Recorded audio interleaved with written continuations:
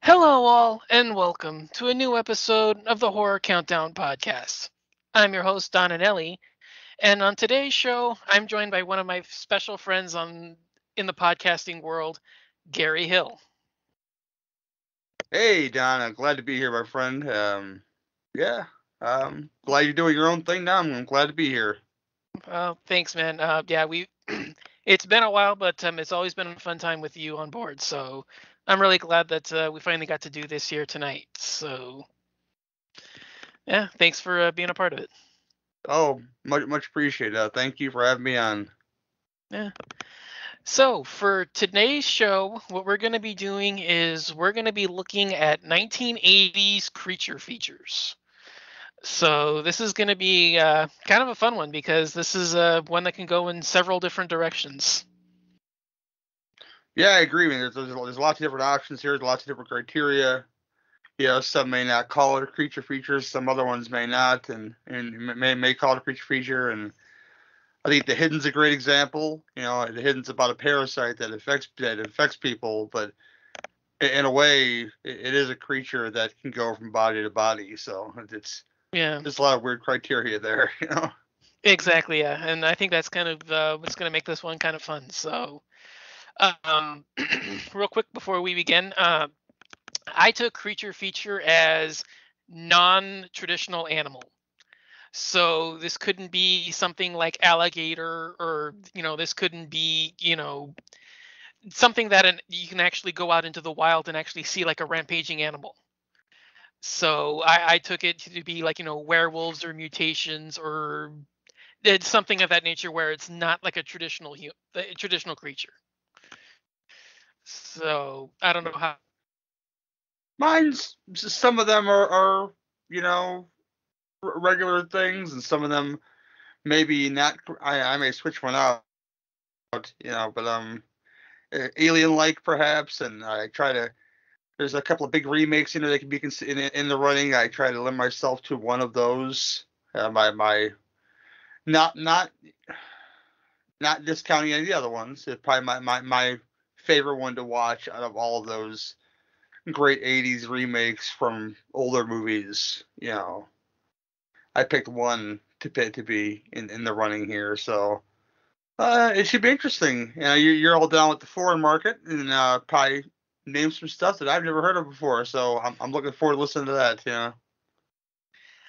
Well, ironically, for that to be the case, I actually didn't pick much foreign. There wasn't a whole lot that I really kind of lumped into the genre. Um, Making it actual creatures instead of just animals gone wild, I kind of took a lot of choices off that I would have picked. Yeah. So, well, that was just how the Yep. way I did it, but I don't know how you did.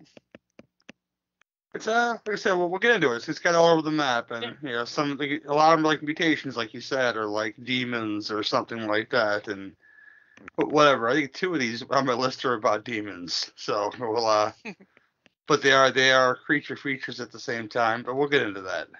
Yeah, for sure. So, with that, let's dive in. Let's get your number 10. My number 10 is based on a Dean Koontz novel, and I think it's one of the more unique ones on my list, but it's not one of the best ones on my list. But I wanted to include it. Watchers from 1988. This is a Corey Haim vehicle, and it's had a couple sequels that had nothing to do with the first Watchers. But this one kind of cool and unique. It's about a dog who escapes from a lab and finds Corey Haim, and he thinks, "Wow, I got this cool new dog." But the dog in question is linked to this like bestial Sasquatch creature they created in this lab. So wherever the dog is, this creature is going to go look for it. And I thought it was a cool concept for a movie like this. And I hear the book is different than the movie. I never actually read the book. I should do that one of these days. But fun creature feature with a twist. I think it's a cool twist. Number 10, Watchers from 1988. Nice. I've seen that one and each of the sequels only once, so I'm not terribly familiar with them. So I know the last one is sort of like a soft reboot, but yeah, none of them really connect to each other. They just take the concept of like this intelligent dog and they just run with that. So, Cool. What is your number 10, sir? all right, my number 10 is Neon Maniacs. So I've kind of been a fan of this one for a while. It's one of those underrated, I think, hidden gems that not a lot of people tend to know about. Basically, real quick, it's about a group of creatures that are living in San Francisco that prey on human beings, and stuff goes on from there. But it's really fun. I found it kind of atmospheric and kind of far better than what you would expect it to be. I'm not too fond of how they finally defeat the creatures. That's kind of the one lone drawback. But in terms of creatures, I think they're all designed well. They're pretty unique and memorable, and I have a lot of fun with it. So it's one that I kind of champion a little as a hidden gem, so to speak. But number 10 is Neon Maniacs. Yeah, the way they die is Exactly. they picked the wrong city for that one, baby. You know. Exactly. Yeah, that whole thing. I've been petitioning for a remake to get that right for years. So yeah, if you know, you know. No spoilers for those that haven't, but yeah, if you've seen it, you know. So all right, let's move on to our number 9. My number 9 is a film that's directed by a guy named Douglas Cheek. Uh, it's Chud from '84. I it's hard to pick Chud between Chud 2 because I love them both for strange and horrendous different ways. But the first, it's very grimy. If you don't know, these creatures are living underground. You find out are very because of some stuff that the government is storing down there.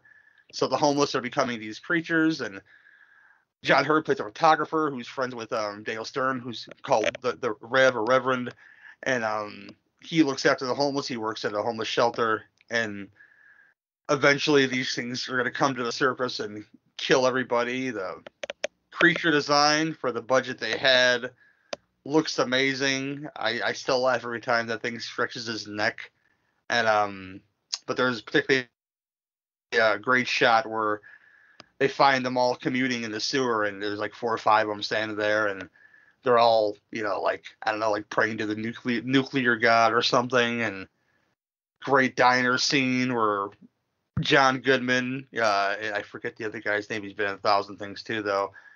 Daniel Stern. Oh, no. The other cop with John Goodman in the movie. He's been in a bunch of Oh, things. oh, yeah. Yeah. I know his name now that you say it, but I can't remember him either.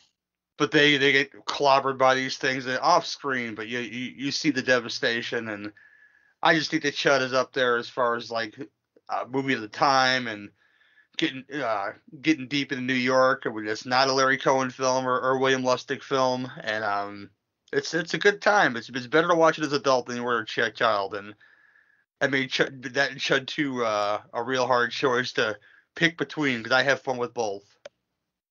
Yeah, I hear you. Chud just made my honorable mentions, so you kind of picked one of mine, but yeah, I'm a fan of that one as well. I really enjoy it. So my number 9 is Leviathan. It's a sea creature film from the late '80s, kind of released in the wake of Deep Star 6 and Abyss, and there was one other. I don't remember, but basically there's a small little crop of underwater terror films that popped up in the late '80s, and I have always liked this one. This one stars Peter Weller. You've got oh God, what's his name? Richard Crenna is in this one. There's a couple of other big names, so you have like a really fun cast with this. You have a fantastic creature. It's all practical, and it's like half suit, half animatronic. Really looks cool, and I'm a big fan of this one. I've always, me, my love of underwater creature features. So yeah, no surprise, I'm a big fan of this one. But my number 9 is Leviathan. See, I think Deep Rising was in the '90s, unfortunately, and that wouldn't count in our '80s discussion, but I have a lot of fun with that underwater sea creature movie as well. Oh yeah, I'm a huge fan of Deep Rising as well. Yeah, that one was a lot of fun. But moves us to number 8. Number 8 on my list is, and I just had to choosing my children. Uh, I'm gonna go with I choose you, Pumpkinhead, because of all the things sequels are fun. In case you didn't know, Lance Henriksen owns a general store in a town where a bunch of young kids with their motorbikes come through, accidentally kill his son. Uh, he knows of a local legend and a local witch to where he is going to raise this vengeance demon in the name of his son to do his bidding. And of course, it's as tragic as it is scary in a way, because Lance Henriksen is linked to the creatures. So when the creature goes, he goes, and if you've seen the film, you should have by now. Um, yeah, he has to do what he has to do. But Stan Winston directed this film himself. This creature looks fine. I think that it's filmed in dark a lot for a lot of good reasons. But the looks he gets, like the facial motions, and it's really funny to watch look at behind the scene pictures with it. Tom Woodruff in sneakers, doing the stunts as this thing, and so I love it. I love that it's a puppet slash guy in a suit too. So there's that, and Pumpkinhead will make you cry in parts if he hits you the wrong day, and it's a great film, great creature. That's all. Yeah, he made my list as well. So we'll talk about that one in a minute, in a couple of minutes. So my number 8 is Swamp Thing. Kind of an unusual choice for me. I know a lot of people would think that I would be a fan of this one, but I really am. Especially, I would say the European version over the American version. I think that one should be obvious for those that don't know. But in regards to the actual film itself, I love the look of this thing. A lot of the a lot of my love for the film is based on how impressive that thing looks, and it's a lot more sympathetic than what you would really expect from this time period. Normally everybody's just out there guns blazing trying to kill this thing, and all. There's like no sympathy or anything for the creature, and yet you feel for this thing. And I don't know, I call me a sucker for the old school throwback kind of films, but I enjoy a sympathetic monster every now and then. So this one had to appear on my list, like I said, especially the European version. But my number 8 is Swamp Thing. Not on my list, but I've always loved Swampy. I've always been a fan of Bernie Wrightson's creation of Swamp Thing as a character and in the movies. This movie and I'll say respectively, Jim Wynorski's Return of Swamp Thing. Uh, They're both very fun, and this yeah. one's more serious, but Wynorski made it a lot of fun for the sequel. But the European version you talk about, there's two reasons to watch that, and they come out of the water at a certain scene, and that's always fun to see. hmm Um, Swamp Thing, one of my heroes I never got to meet. I got to touch his legs once. Somebody had the prop of Dick DeRock's Swamp Thing legs, the ones that are shown. I got to touch them, had a picture taken with them, and Oh, so nice. that's the closest thing I ever came to Dick DeRock, Oh, was nice. touching his screen used legs, which I hear were just full of sweat by the time the scene was over because it was so hot in there. I can't imagine. I mean, especially trying to film in that kind of environment with all that heavy latex on them. I can't Just dumping out imagine. sweat with that costume, man. It's crazy. All right, so that moves us to number 7. Number 7 is one of them, heavy metal films will bring the end of the world. One of my favorite looking monsters still are these little things in a film called The Gate, which was one of my gateway horror films. Um, Something happens. I forget exactly how it came about, but this little Stevie Dorff is his first thing ever. In his backyard, a gate to hell opens up. It involves, lightning strike and then a dead animal being down there. They didn't really sacrifice the animal, but that's pretty much what the catalyst of what brings the gate to life. And out of the gate comes these little bald creatures that they made on a budget, and they look great. They use depth perception. What do you call them? The perspective when they make things look bigger when they're small. I forget what they call that, but Yeah. I like I said, I know it's a depth perception trick, but I don't remember the actual term for it. it's a fun story. You Yeah. know, the kids really work for me in the movie. Usually, kids in these movies are kind of terrible, and but the creatures look really great still. Even in 1080p on Blu-ray, they still look wonderful. And it's the first horror film I ever saw, so the gate has to be on my list for these little creatures in the movie. Nice. All right. So my number 7 then is Humanoids from the Deep. I'm a huge fan of this movie. It was one of the first kind of a more sleazier kind of adult takes in the genre I saw. I remember watching this, trying to sneak it around, watching it from when my parents in the other room, not trying to alert them to the fact that I was watching this when I realized what was going on. But I love the design of these things. They look great. The costumes are, you don't realize that there's only like two or three of them, and yet you see like dozens and dozens of these things, and it's a fun ride. I really enjoy it. It's kind of a, fun 50s sci-fi creature with just tons of nudity and gore. So can't go wrong with a film like that. Yeah, it's a lot of fun. It was on my list, so I'm gonna switch one out, and because I think I have good enough ones on my honorable mentions, I could switch one out in its place. But great looking creatures. The finale is nuts. The last act of Uh, the movie, you yeah, know. the what is it? It's the carnival, right? They're holding the carnival, and Yeah, it yeah, that's a blast. I love that scene.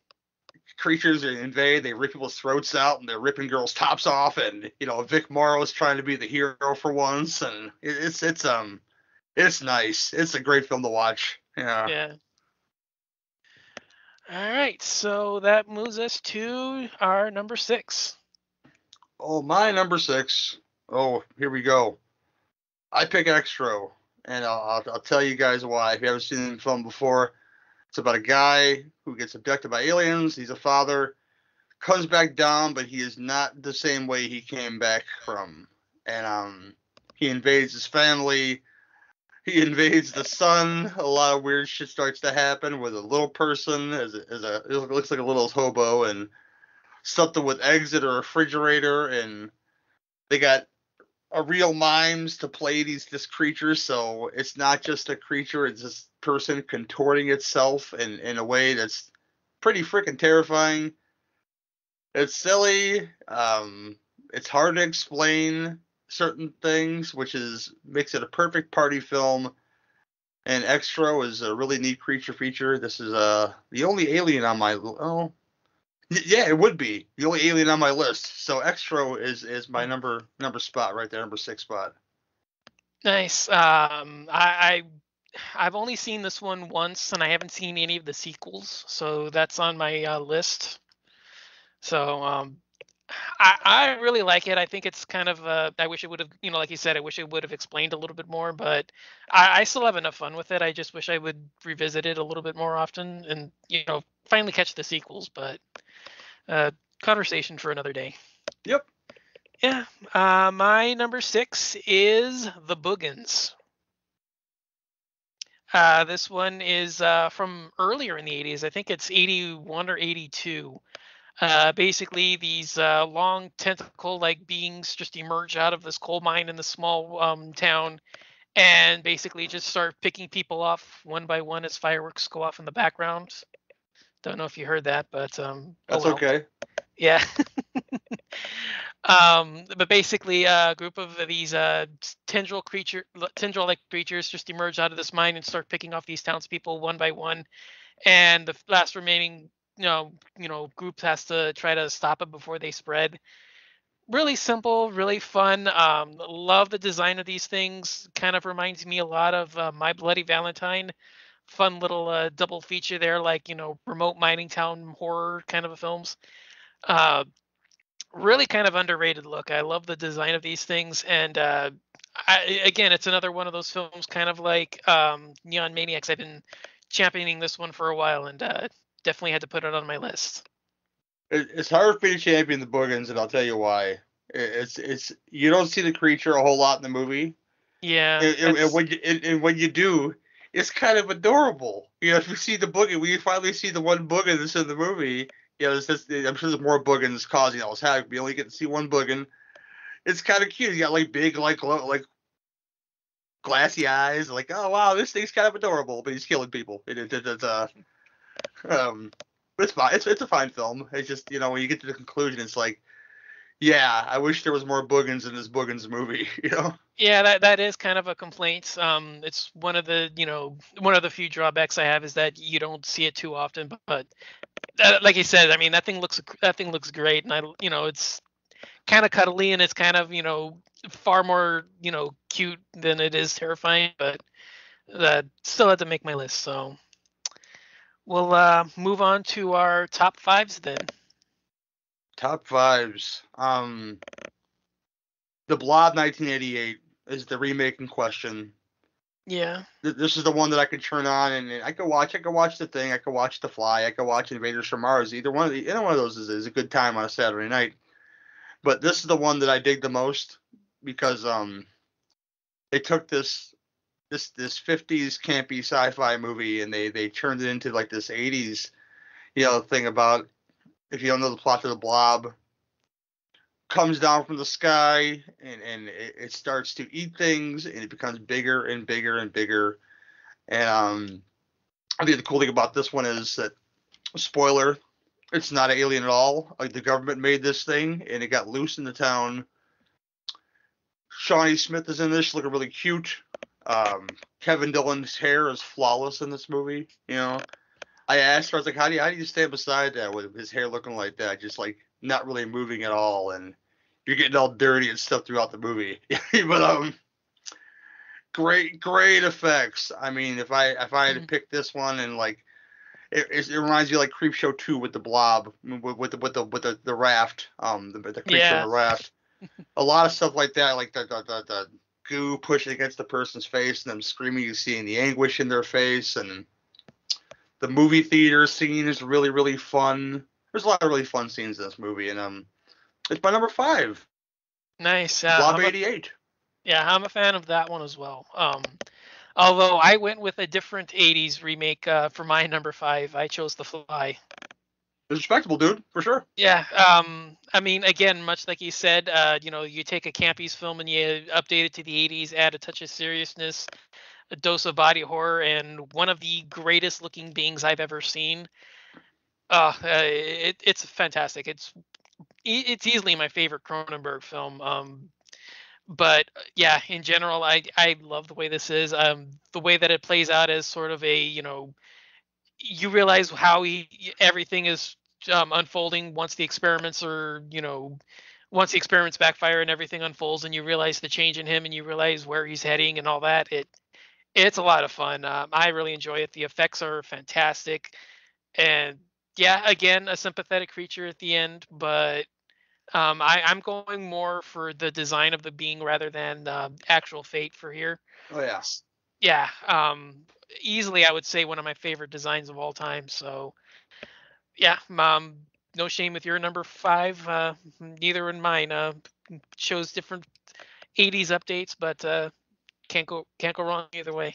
See, the premise of me watching The Fly on any given evening is my tolerance to watching me watch Jeff Goldblum just get fucking gross and spewing on the food and then eating it.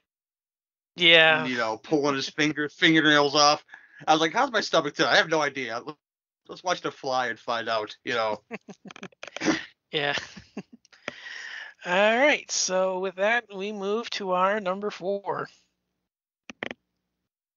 Number 4.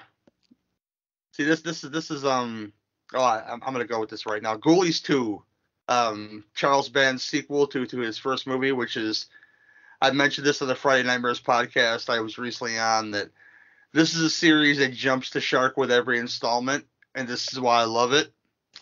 And this one, the ghoulies are more prominently displayed in the film because they get loose in the carnival and just wreak havoc in this fun house and in this carnival. And there's a giant ghoulie at the end, so you got your kaiju fans might love that, Donnie. Yeah.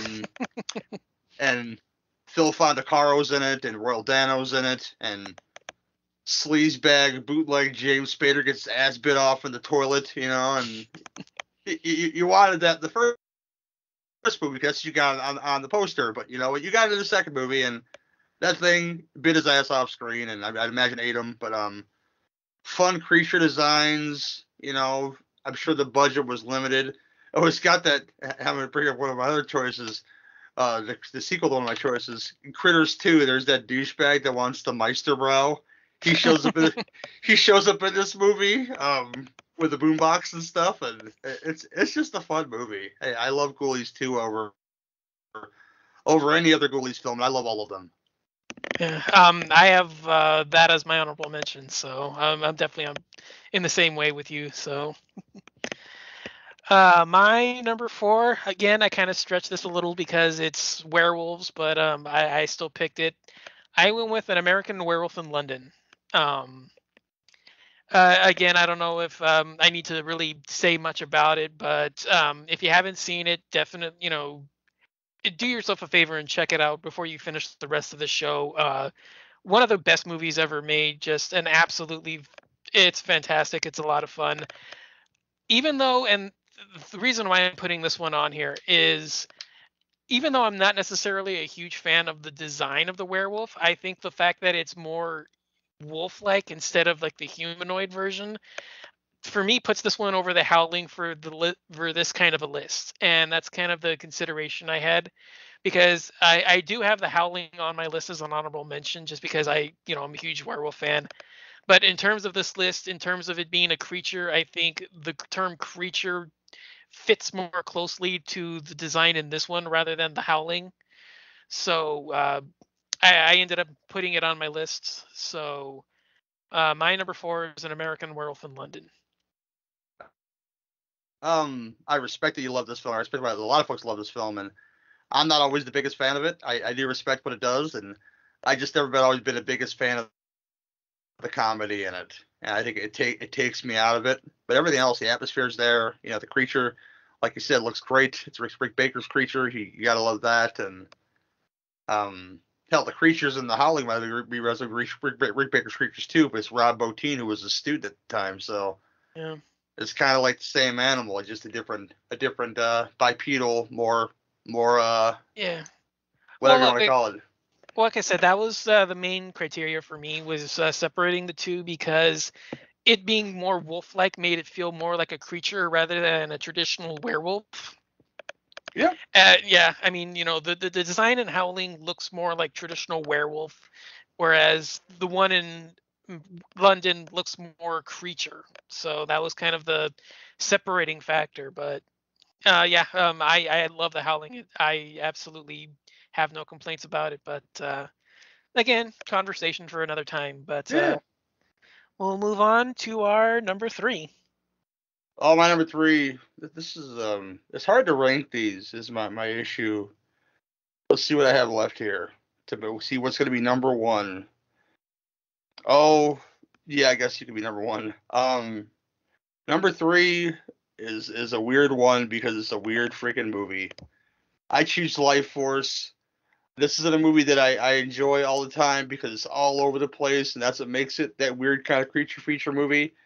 It starts out with an astronaut who's in space and hooks up with a space vampire, and then it goes to somebody that can suck life out of people, which is her.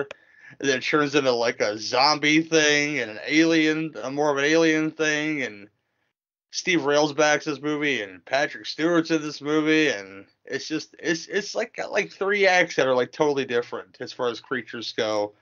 So I think it's like your perfect to watch and say, what the fuck did I just watch again? Because that's how I feel when I watch Life Force, because it's all over the place, and I got to give it my number 3 spot because this is so bonkers and off the wall with the way where the story goes and what kind of creatures are we looking at? Are they aliens? Are they vampires? Are they zombies? You don't know what's going on. It's all over the place. So Life Force is my number 3. Nice, yeah, solid choice. Again, kind of like what we were saying earlier with the European cut of Swamp Thing, kind of memorable for other reasons, but I definitely really enjoyed that one.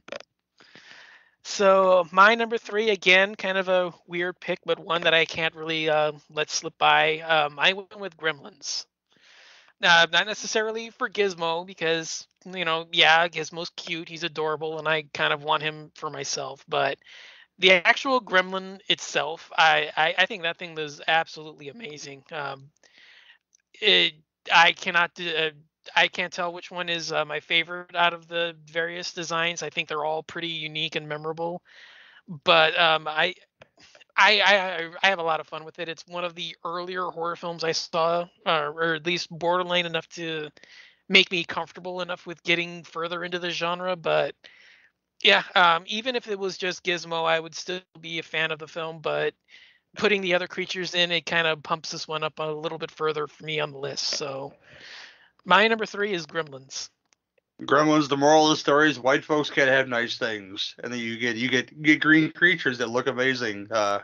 Chris Wallace creations, and Rick Baker took the reins for the second Gremlins, but I like them both. I like them both movies, and the second one feels more like a Dante picture than the first one. Yeah. Yeah, that's a weird thing. I've always felt that was a factor that very few have ever actually picked up on. That yeah, I feel Dante's fingerprints all over 2 more than I do 1 for some reason. So Spielberg, yeah, that's kind of a big thing. But Mhm. yeah, yeah, that's a fact. That's a point I've rarely heard a lot of people make. But yeah, let's head to our number 2s.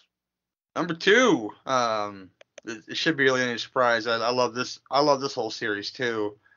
Um, the second one is the Easter Sunday, staple. Every Easter Sunday I watch it. You can praise Jesus all you want to. I'm watching Critters too, but I gotta give it to the first Critters because the Chiodos monsters still look amazing to this day. I mean, they built those things from the ground up for them to roll and to make expressions, and you gotta love a good mechanical puppet. And the Critters have that in spades. D. Wallace with the shotgun and the bounty hunters. Johnny Steele. He's got the power of the night, baby. He comes. They come down and they got them.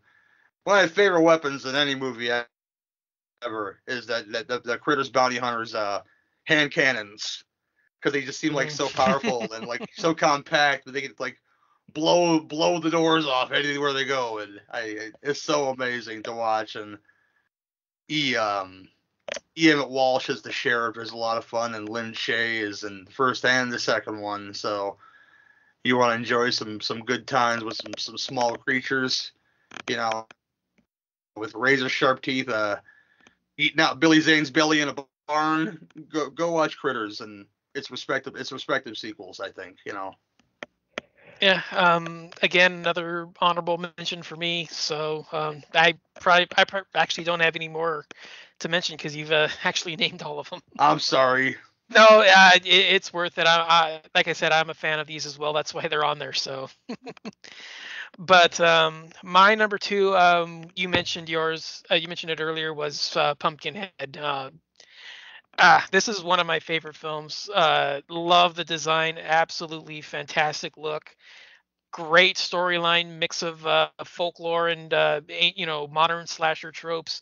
Put a creature in there that looks amazing, and you've got a winner. So I definitely agree. Pumpkinhead is definitely one of the better films of that period. But that leaves us with our top choices. So let's get our number 1s.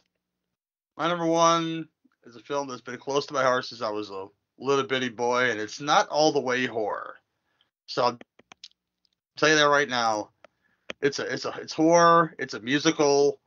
You'll laugh your ass off. If you don't, you'll sing along with the music. If you don't, you're not really a friend of mine because you might It's a remake of a Roger Corman movie that's not really a classic. It's kind of dull, but they jazzed it up. Um, Little Shop of Horrors, the '80s version of it, starring, of course, Rick Moranis and Vincent Gardenia and Steve Martin and Ellen Green. Um, the plant creature is, again, I love a good puppet, and Levy Stubbs from the Four Tops doing the singing and the talking for this monster.